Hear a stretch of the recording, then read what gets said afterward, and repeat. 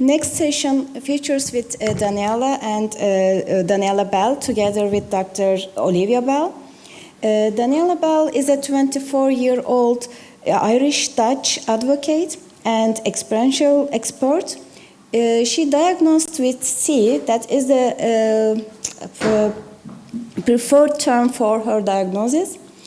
A brain tumor at the age of 3, and she underwent invasive surgery and treatment.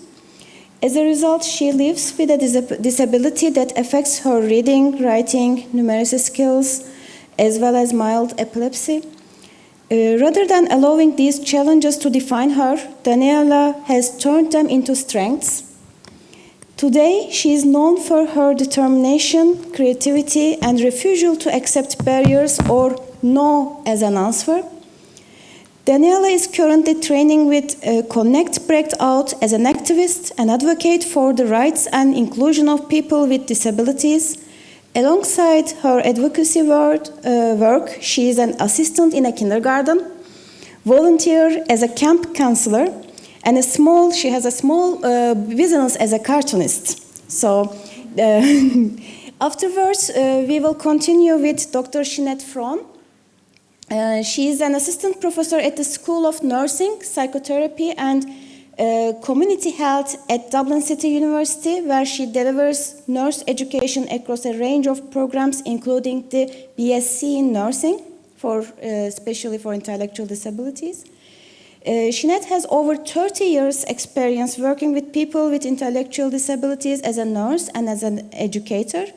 She continues to advocate for people with intellectual disabilities and their families through research, education, and her involvement in the Cubit Coast Action. And she will talk about the Raymond's story. And now, floor is yours, Daniela.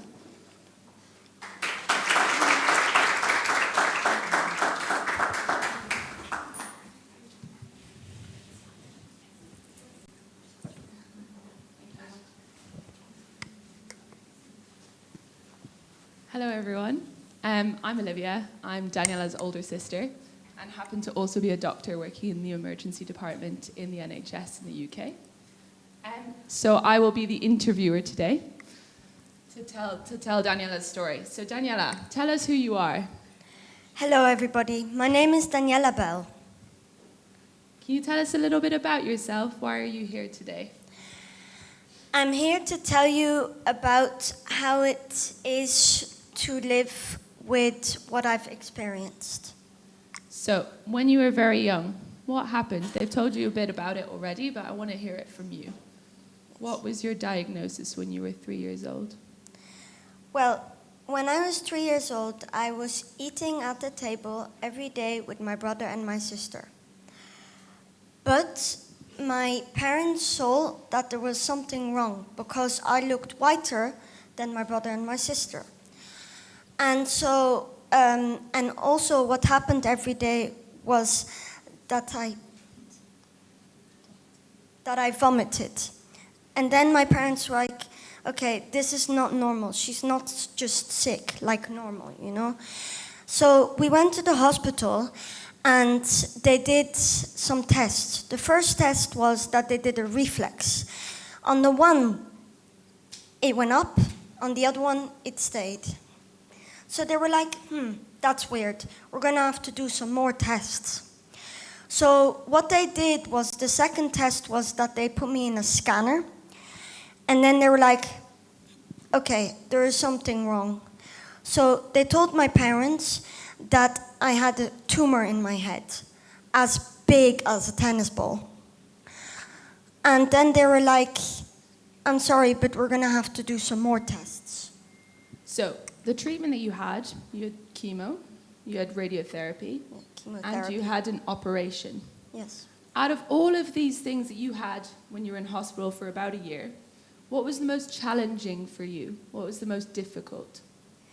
Well, what was the most difficult for me was that these nurses just came in and they thought, the needle, and we just put it in her and then it's done. But they didn't think, maybe we should think in the head of the kid instead of just putting the needle in. They should have first confronted to make sure that you felt good.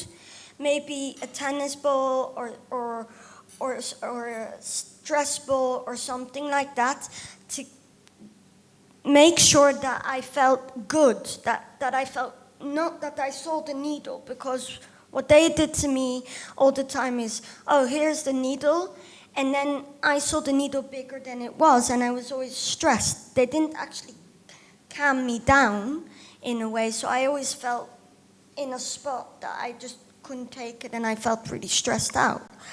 So you were very, very scared of needles and still can be to this day. Yeah. What are some of the things that people can do that help you when they come in with a needle or a cannula or something that you need? Because a lot of the time you were able to have those needles. And what was it about those people who gave those needles that helped you to be able to deal with this? Well, I had a nurse that was always there for me, and that was always like a kind of a friend for me. And she always like said, oh, how's your day, or how is this, or how is that? And she always found a way of managing in the way that I felt, but also just in a normal way. She didn't take me as the kid that was sick. She took me as a normal person. And what I also always had with me that helped me was my doo-doo. I call it my doo-doo, but some people call it a bear or whatever. And that's always something that when I had the needle or had something, I could just like give breath. It gave me breath by just giving, sorry, by, You like hold someone's hand really, strong, knijpen, squeeze. Yeah, sorry. Squeeze. I would squeeze in it, and someone else was also was always there for me, and that's my mother. She was everything in my life when I had this. And my father was also always there, because he always made sure that I had an ice cream or had something after it to make sure that everything would be okay, to calm me down again. So, and my mother was always there behind me, always there when the needles were there. But something did happen sometimes. I nearly broke her hand sometimes because I squeezed too hard. So what we've talked about with the needles and your fear of it is that people need to take the time. Definitely. They need to explain it in your language. Is that right? And yes. give you the things that you need, like the yes. comfort of the doo-doo or your mum or whatever helps you get through or it. anything. So this picture behind us here is of a very special person. You had to undergo a lot of radiotherapy. And for that, you needed a mask on and you needed to have lots of needles. But for those needles, for some reason, it wasn't as bad, was it? No. And why was that? This person here, so as you can see, was someone very, very special for me, because you could see maybe that that's just a guy that puts you to sleep. But for me, he wasn't that. That was my group that made me confident, that took me as who I was, not as a sick little kid. And he was there all the time, making sure I felt good. And the one thing he was very, very, very good at was making his own T-shirt. What do you call that? Scrubs. Scrubs. Making his own scrubs. So he had this scrubs of SpongeBob, and then made it in his own way. And I just always had to laugh, because he just made it in a way that you just had to laugh about it every time. And he was always there for me. And there was this one day that I didn't have this with me, and I was really stressed. And then my mom came in a rush really quickly and gave her her pants, but it had like a kind of a sense of my mother, so it gave me a sense that I felt good again. And then they decided to make a photo to have a remembrance that we went in there, because I was so scared for the needles that my mom was not there, and he took me as if I was a little kid to calm me down. And he was someone very special for me. So that helped a lot, Yeah. having a connection with someone that was giving you treatment. Yeah. Now, Danny, after all of this treatment, what were you left with? What disabilities do you have today? So, as you could hear, you've already heard my disabilities, but I'll say it again. I've been left with an epileptic. I've been left with not being able to read, not being able to write, not being able to know about numbers. So like if I go in a shop, I know what 20 euros is.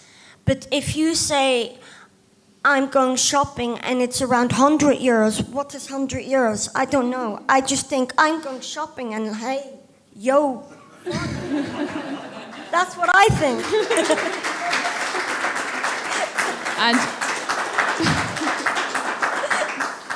And even with that, Danny, you can speak multiple languages, and you're obviously a very good public speaker. But even then, when you were in your late teenage years, the GP called you up and said, look, Daniela, you need to have an injection. And Danny thought, God, no, I don't want an injection. Can you tell me, so this was the HPV jab, which is for cervical cancer, and Danny was called up to her GP to have it, and she went in, she said, I'm not having that. Can you tell us a little bit about that and what you were thinking at the time? Well, it happened when my sister said to my mom, she needs to take it, she needs to take it. And this is a doctor, so she didn't think in the head of me. But then after, my mom explained it to me, and then I still didn't get it. And I was like, why do I need to take it? I've had my cancer. And they said to me that because you've had your cancer, you wouldn't get it, another one. But this was another cancer, so I didn't get it that if you've had a cancer already that you're safe. That's what I thought, but that wasn't that. So my sister said to my mom, she has to take it. And then I was like, but why? And then Olivia said to me, in a long way, to explain it to me, that it's a different kind of cancer. It's not because you've had the cancer that you're safe. So she said to me, it's very, very, very important to take this cancer. And I was still not like, I want to take it, but then I knew what she was saying, so I took it. But I was still very, very scared.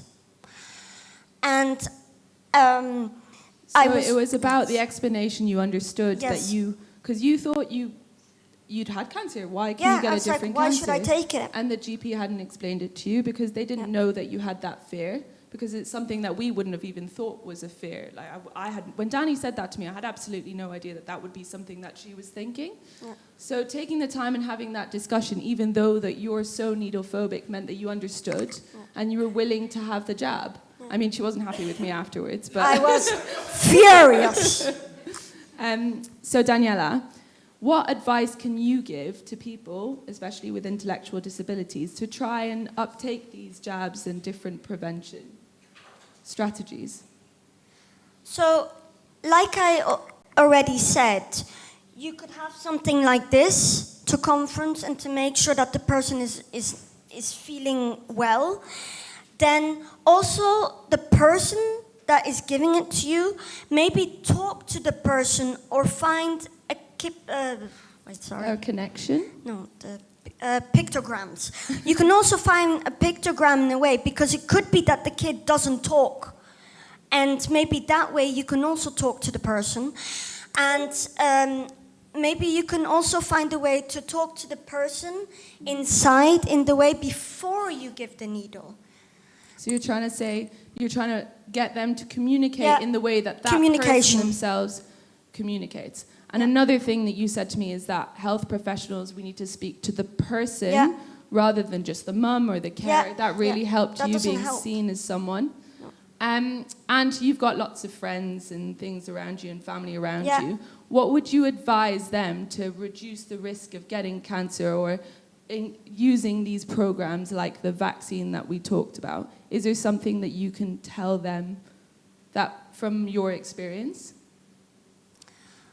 Well, I think you should say it in a way that they will get, so that they will get it.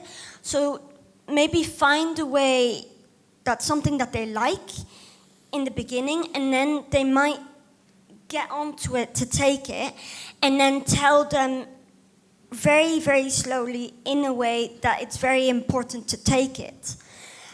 But if you're scared of needles, there's also something else that you could take, and that's called emla. It's a kind of a cream that you can take before to take the needle, because some people are very, very scared of needles. So maybe it's also very good to take that, because it makes sure that it doesn't hurt as much also. Great. So I think the main things that we've talked about is that you need to form a connection with people. Yeah. You need to communicate on their level. You need to speak to the person and not the carer. Yeah. And also understand that everyone's health yeah. needs are unique Yeah. and different. Yes. I work in an emergency department, so Yeah. not really in the same realm as most people here. Yeah. But since talking to Danny about all of this, I've definitely tried to change the way I communicate, because you come in and you're rushing around and you're talking Yeah. quickly. Yeah. And actually, And half of definitely- what you're saying isn't going in for most people who don't have a disability. Yeah. So talking to Danny has really taught me Yeah. on a very individual level that communication is absolutely key. Because you can get around things, even like with severe needle phobia. You had the HPV vaccine, and we're happy about that. And we'll get through the next stage of the next prevention strategy in your 30s, but we'll go from there, okay? But it's Is there any last things that you want to tell people, leave people with before? It's definitely very, very, very important for the kids that don't expect or don't know that they have to take it. So you have to make sure that they take it before it's too late. And what is the word for that, Olivia? Prevention. That it's prevention. So that you have to take, talked you have about to prevention. make sure before it's too late to take it. So, and if you have any questions, you can ask me or you can ask my sister Olivia. Thank you very much.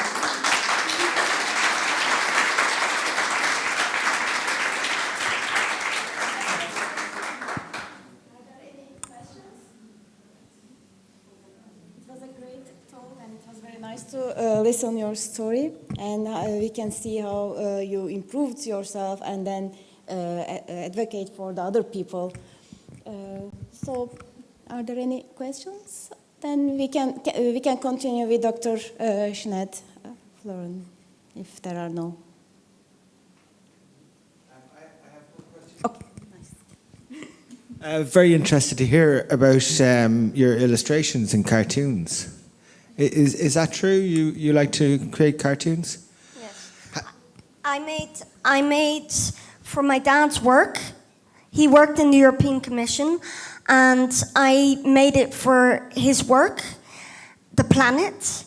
And for my mother's 60th birthday, I made 30 T-shirts with one place. And if I would make you, I would make you in a character, but you would see that it's you.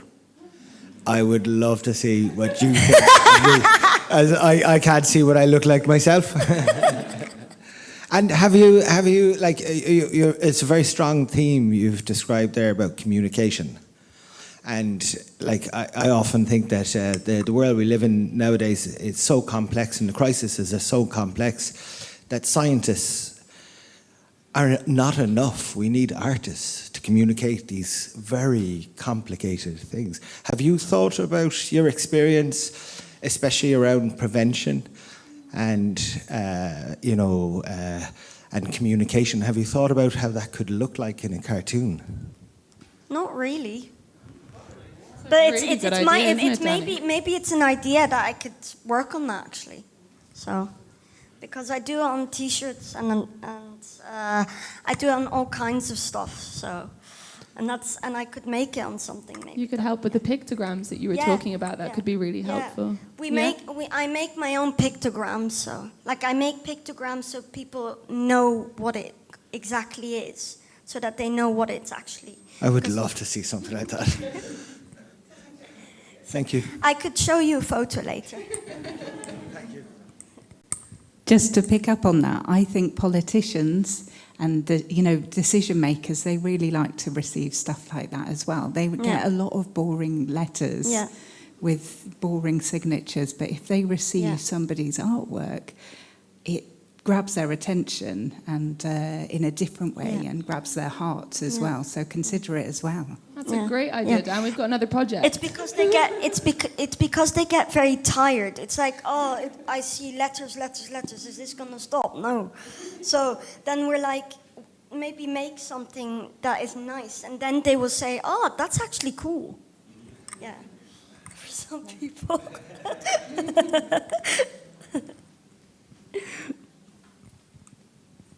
Thank you for your presentation. I think it was really great.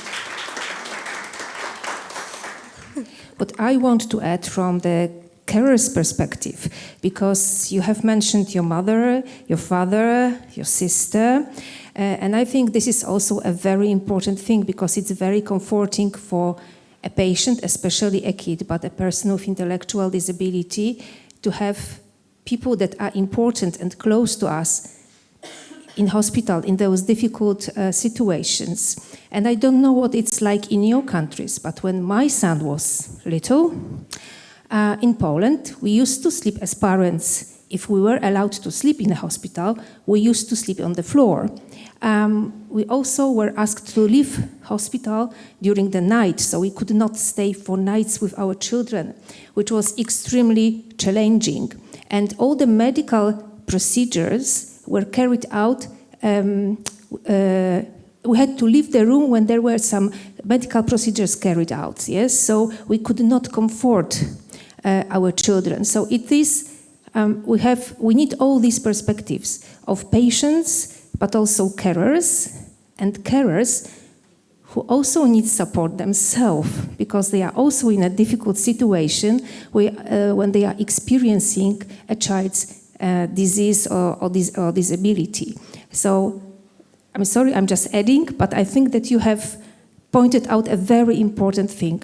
We need our family members to be close to us, because it really helps us. It's very comforting.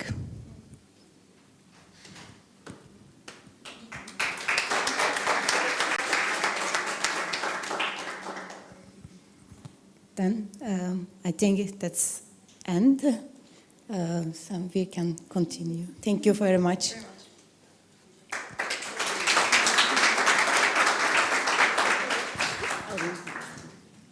Thank you. Would you like to stand?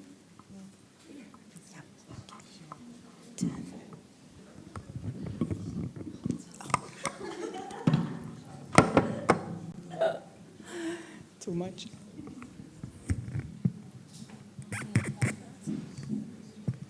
Perfect, thank you. Can you hear me okay?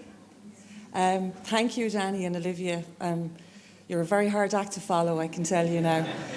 You made some amazing points, and some that come through in Raymond's story as well. I think you'll recognise some of the points. So I don't know what's happened here now.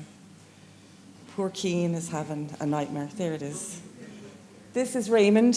He is an Irish man who has been diagnosed with cancer at a much older stage in his life than you. And there he is having his favourite drink, a pint of Guinness. He's very happy having that. So I've been given the privilege of reading his story, which was written by his sister as well. Again, I suppose reinforcing the importance of families as advocates. And I think that's very clear here. You have a very powerful family, which is wonderful to see, and we are so lucky to see that here and to experience that with you today. And some of the point you made about the HPV vaccine, Danny, is not just important for people with disabilities and intellectual disabilities, but for the general population. We are all learning something from you. So thank you so much for that. That was really inspiring. So I'm going to read Raymond's story, written by his sister Olivia. And as I said, Raymond is currently surviving cancer, and I will just read his story as it's written here for you today.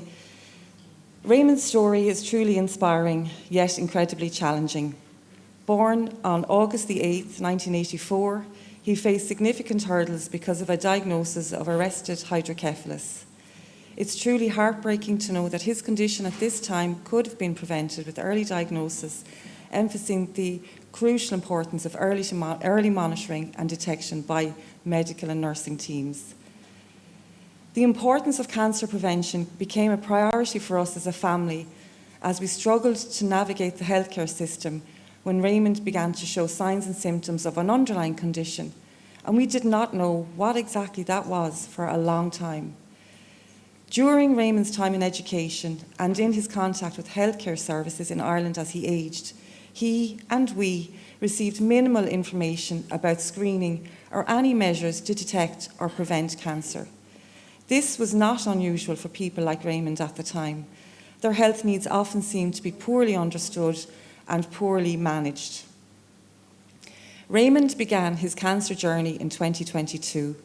He visited the GP with his mum and siblings many times because they noticed he didn't look well, he was losing weight and had a loss of appetite. He could not fully express his pain and comfort to the medics. He was constantly prescribed painkillers, but was never thoroughly reviewed on the many occasions he presented to the GP. He was initially misdiagnosed with a perforated appendix, and it was only when his family insisted on a CT scan that he was finally diagnosed with advanced stage 4 colorectal cancer. During his many medical appointments, doctors mainly spoke to his mum or Raymond's siblings, but rarely addressed him as an individual about his experience of pain. We found this so frustrating. At the time, we found their inability to understand people with intellectual disabilities very disappointing, and we felt that the needs of people with intellectual disabilities were constantly being minimised or overlooked. It was as if Raymond was an inconvenience to the healthcare staff at the time. As a family, we feel very strongly that these attitudes need to be addressed with formal education and training. If Raymond had been sent for a CT or MRI and blood test sooner, he may have been diagnosed at an earlier stage of his cancer journey.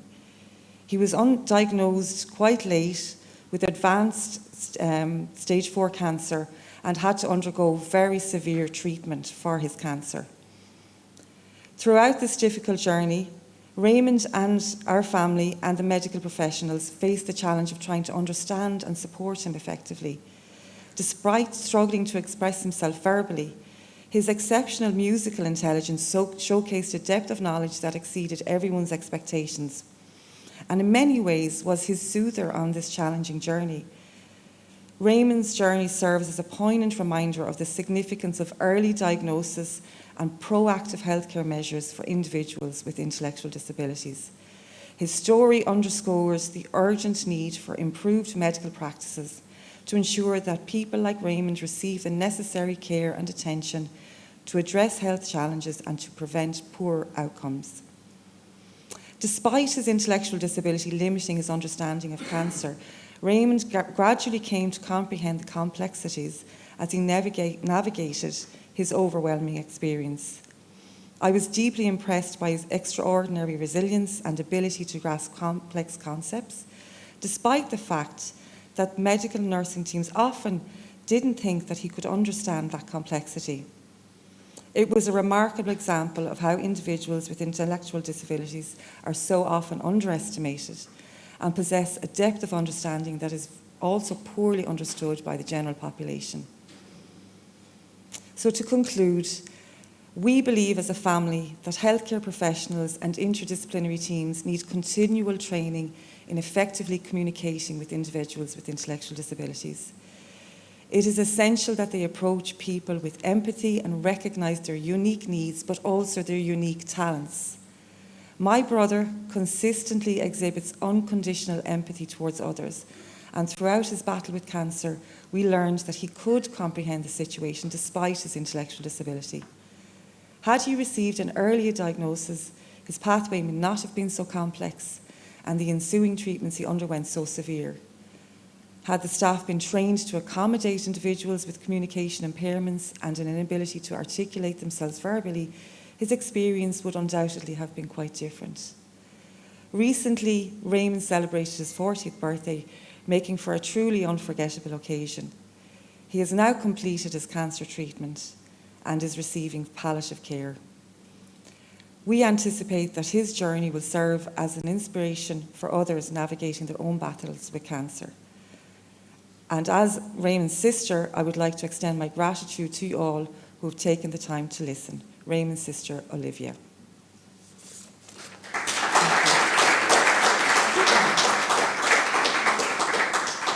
And I think listening to that, you can really hear the similarities with Danny's messages around communication, around the attitudes of healthcare staff. I know it sounded quite hard on healthcare staff and the medics, but this is people's real life experience. And we have a lot to learn and we have a lot to listen to, and we really need to do this. And I think we are very much, I'm preaching to the converted here to some extent. But if we take this message away with us, and I think, Danny, you are unforgettable. We will all remember you leaving here today and remember your message. So thank you so much for sharing it with us. Thank you.